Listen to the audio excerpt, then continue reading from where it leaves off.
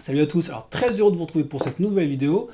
Dans la dernière vidéo concernant les personnes qui faisaient leur propre bande dessinée, j'ai eu pas mal de réactions, de commentaires sur Ah, j'aimerais bien faire aussi ma bande dessinée mais je n'y arrive pas, aide-moi à faire ma BD, comment je peux faire pour faire pareil, etc. Donc c'est ce que j'essaye de faire tous les jours, enfin à chaque vidéo, justement pour vous faire progresser en dessin, pour vous faire progresser en bande dessinée.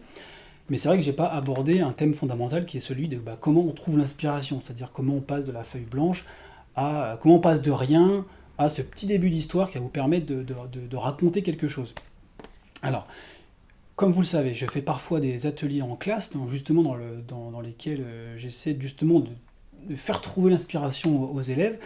J'en profite d'ailleurs pour faire un gros coucou à l'école du collège Raymond, enfin à la classe d'Abdel du collège Raymond Sirot à Gueux, avec lequel j'ai travaillé il n'y a pas très longtemps.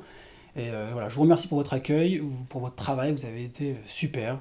Si je peux revenir, ce sera avec plaisir. Je sais que l'atelier manga a repris cette année et que vous êtes super motivés, donc voilà, je vous fais un gros coucou, je vous souhaite un bon courage. Je vous avais promis de faire une vidéo, malheureusement la captation des vidéos n'était pas assez bonne pour en faire une vidéo, mais en tout cas là, je vous fais un coucou, je vous fais une bise à tous, et puis peut-être à très bientôt. Tout ça pour vous dire, quand je travaille avec des classes, comment j'essaie de faire pour leur faire trouver l'inspiration. En général, je leur demande de trouver et de définir un cadre. Un cadre, c'est quoi? Est-ce que votre bande dessinée, ça va être quelque chose de drôle, de triste, ça va être une aventure, enfin voilà, le cadre global, vraiment de ce que vous voulez raconter. Déjà, ça permet d'enlever certaines pistes. Ça, en fait, ça revient à la même chose que de vous dire quelle émotion je veux transmettre. Quand vous écoutez une musique, ça paraît plus logique avec de la musique, c'est pour transmettre une émotion. Ça vous rend joyeux, ça vous rend triste parfois, etc., etc. Ça vous fait réfléchir. Et bien la bande dessinée, c'est exactement la même chose. Vous ne pourrez arriver à faire quelque chose de bien, ou en tout cas capter votre lecteur, que s'il y a une émotion qui passe. Si vous voulez le faire rire et qu'il rigole, si c'est triste et que justement il y a quelque chose de triste qui passe, s'il y a une réflexion, même si à la fin de la bande dessinée il y a pas de fin justement, mais que ça amène une piste de réflexion, vous avez gagné. Donc ça va être de transmettre une émotion par le dessin. Ça, c'est la première chose à définir. Avant même d'écrire une histoire, qu'est-ce que vous voulez faire passer? Ça, c'est super important, c'est la base. À partir de cette émotion, vous allez devoir essayer de travailler avec des choses enfin en tout cas, c'est ce que je conseille moi, un cadre que vous aimez, que vous connaissez et qui pour vous est agréable de travailler. Donc en général, je te demande, voilà, est-ce que vous faites du sport, etc. Donc ça peut être, je sais pas, ça peut être dans un contexte de foot, de hand, dans le milieu équestre si vous aimez les chevaux, ça peut être, mais en tout cas quelque chose que vous connaissez, quelque chose qui vous permet d'avoir des éléments à raconter. Puiser les idées, si c'est quelque chose que vous ne connaissez pas, dans ce cas-là, il faut faire des recherches, etc. Ce qui est possible, hein. Mais il y a toujours quelque chose que vous devez garder à l'esprit, c'est l'émotion et le cadre global que vous voulez mettre en scène. Si on bloque toujours, vous pouvez utiliser un peu le contraire, c'est-à-dire de partir de choses que vous n'aimez pas du tout. C'est-à-dire qu'en fait, vous partez, je sais pas, en bande dessinée, c'est comme dans les films, il y a plein de styles, la science-fiction, les films d'horreur, etc., etc. Donc faire tout un listing de différents contextes, et puis de partir de choses que voilà, vous barrez ce que vous n'aimez pas. Ça vous permet pas d'avoir forcément ce que vous aimez, mais en tout cas ça vous permet déjà d'entrer dans une piste de réflexion et d'enlever tout ce qui vous convient pas. C'est déjà un bon début en général. Si après ça, il y a toujours une page blanche, parfois ça m'arrive, hein, au bout d'un quart d'heure, 20 minutes, je fais le tour dans les rangs et il y a toujours une page blanche. En général, j'insiste sur le fait de quand même écrire quelque chose. C'est-à-dire que même si ça va être raturé au bout de 10 minutes parce que la personne n'aime pas, parce qu'elle a trouvé autre chose, déjà, il y a quand même quelque chose qui est écrit. La page n'est plus blanche. Donc ça va être par exemple, vous pouvez commencer par écrire Il était une fois. Il était une fois, déjà, même si ça paraît anodin, même si ça paraît bête de dire que sur la page blanche, il y a juste 3 mots, ça peut permettre déjà de nourrir la réflexion et d'amener un début d'histoire. Même si, encore une fois, au bout de 10 minutes, c'est enlevé. Au moins, il n'y a plus le stress de dire ah, mes voisins, ils ont tous écrit 3 pages et moi, je suis le seul de la classe à avoir une page blanche. Voilà, ça peut être aussi important de commencer par quelque chose. Il y a aussi une petite technique qui est très sympa, c'est de construire votre histoire avec des mots de base. Il était une fois, tous les jours, un jour, c'est ainsi que, et finalement, ou au final.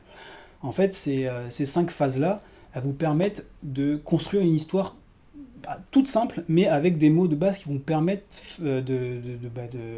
d'être structuré. Je dis des bêtises par exemple, mais ça peut être, il était une fois dans un château, une princesse, tous les jours elle faisait, je ne sais pas, elle faisait à manger, j'en sais rien. Mais un jour, donc du coup, élément déclencheur, quelque chose de différent se passe. C'est ainsi que, donc là c'est votre développement, c'est ainsi qu'il se passe telle ou telle chose. Et puis, et finalement, eh ben, elle arrête de faire la vaisselle et puis elle devient reine. Voilà, c'est tout con. Bon, en tout cas, voilà, ça vous permet de structurer votre histoire très facilement et d'avoir des débuts de mots-clés pour, voilà, pour construire votre histoire. En général, à partir de ce moment-là, il y a toujours quelque chose qui s'est passé, il y a toujours un début de piste. Encore une fois, aujourd'hui, on ne parle pas de scénario, c'est-à-dire on ne parle pas je ne vais pas vous dire comment on fait le scénario. Là, l'idée, c'est de vous permettre de passer l'étape de rien à quelque chose. Après, la structure du scénario, c'est différent, c'est plus complexe, on pourra l'aborder un jour peut-être. Une chose qui est importante aussi, c'est de commencer à votre niveau. C'est-à-dire que si vous commencez la bande dessinée, le dessin vous plaît, vous avez envie de passer à autre chose, vous avez envie de raconter des histoires, commencez doucement, commencez par une page, deux pages, trois pages, pas plus. Si vous commencez déjà à faire 200 pages, c'est possible que vous soyez dégoûté et que voilà, finalement quelque chose qui vous plaît, vu le travail qu'il y a à faire, bah vous saoule, tout simplement. C'est comme si vous commencez à courir, et ben le lendemain vous faites un marathon. Au bout d'un kilomètre vous arrêtez, ben en bande dessinée c'est pareil, vous voyez avec votre niveau, et si vraiment ça vous plaît, vous augmentez 10 pages, 20 pages, 100 pages, 200 pages comme certains, mais allez-y vraiment étape par étape, c'est comme le dessin, on commence doucement et après on rend ça plus compliqué. Ça c'est vraiment mes petites phases clés que je développe en atelier, et que vous pouvez utiliser à la maison, j'espère que ça peut vous aider. Après, à savoir que ça, c'est mes techniques, hein.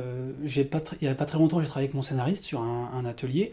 Lui, il a une méthode tout à fait différente. Alors, si je retrouve la feuille, je vous la mettrai à l'écran.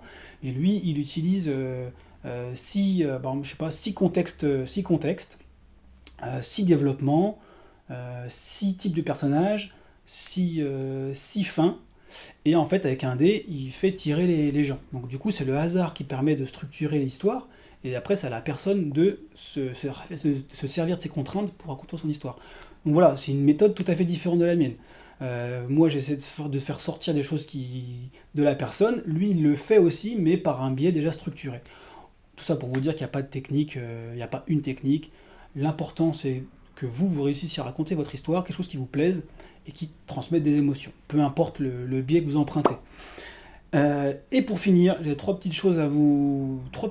trucs que je trouve important à vous dire pour, pareil, nourrir vos histoires. N'ayez pas peur de l'ennui. Il n'y a pas meilleur moteur pour votre imagination que de couper la télé, couper votre portable, couper Internet, et puis laisser votre esprit un peu voyager. Ça peut vraiment vous donner des très bonnes idées, parce que vous allez vous poser sur votre lit, regarder le plafond, et vous allez laisser, pour moi, dans un contexte un peu silencieux quand même, donc personnellement pas de musique, laissez votre cerveau faire le travail. Voyager comme ça en étant dans votre lit ou dehors, comme ça, assis dans l'herbe, et juste vous pouvez avoir des réflexions qui vous viennent, vous pouvez avoir même des débats philosophiques avec vous-même sur plein de choses.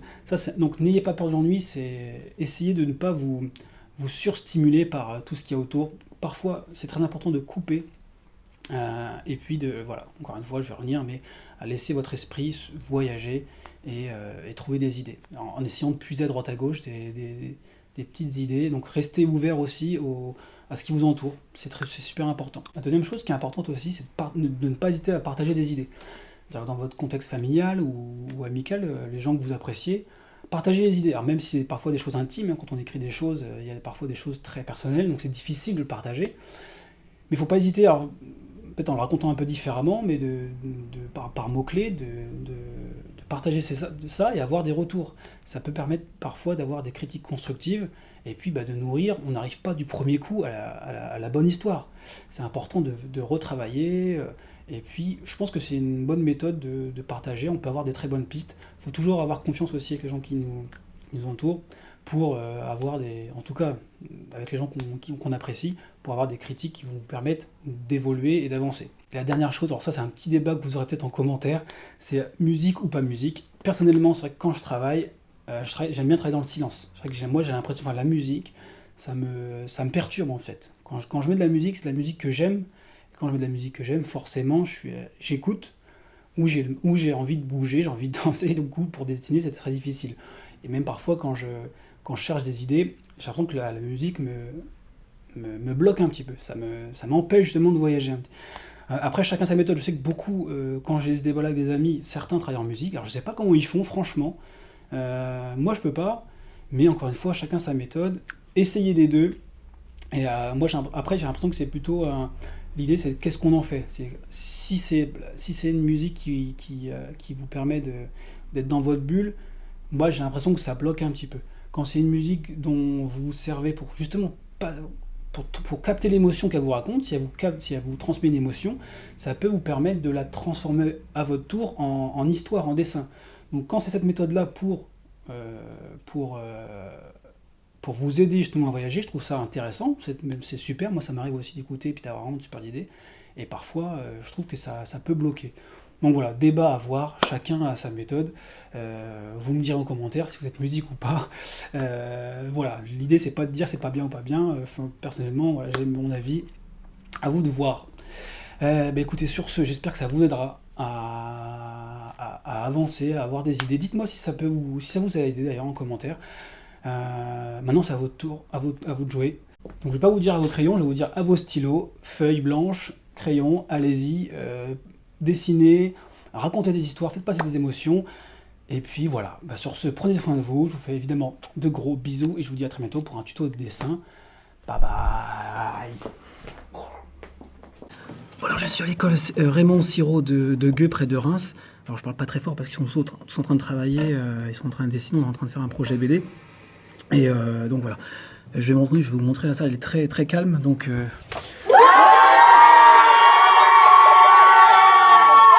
un petit à vos crayons. Voilà. C'est Raymond Sigaud. C'est ça. Ok. Alors je suis à l'école Raymond Sirot. Ah, faut pas que je regarde, sinon c'est mort. Alors je suis à l'école Raymond Sirot de Gueux. Alors je recommence, allez, c'est parti. Alors je suis à l'école Raymond Sirot de Gueux. Putain. Allez, 2 secondes. Allez, sérieux.